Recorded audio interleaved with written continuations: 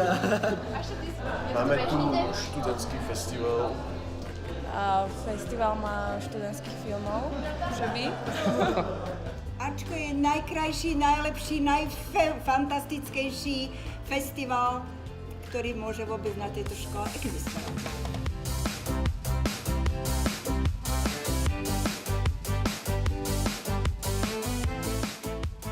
Oslavujete narodeniny. A koľko? 10? No? 18. Tadá! Plnoletý.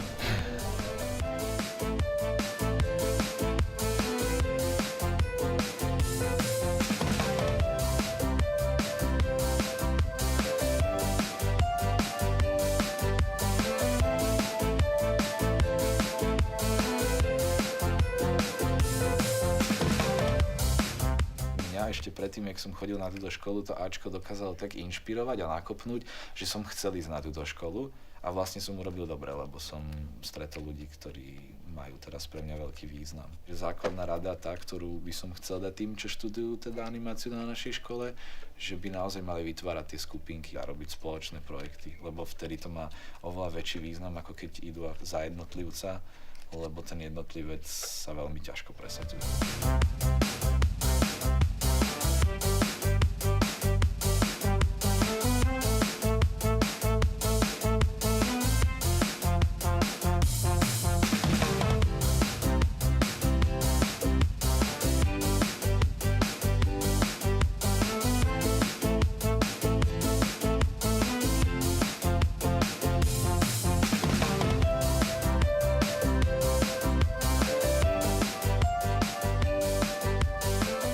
Všetko najlepšie. Tak želám. Tak nech sú filmy stále lepšie a Najbližšie lepšie. do stovky. Áno, takže všetko najlepšie festivalu Ačko. Áno? A mne by som mu zaželal, aby nikdy neskončil. Aby minimálne ešte ďalších 18 rokov túto Ačko bolo a aby tí ľudia sa tu stretávali a hlavne rozprávali o tých filmoch a hlavne rozprávali o svojej tvorbe, lebo to je dôležité pre slovenskú kinematografiu.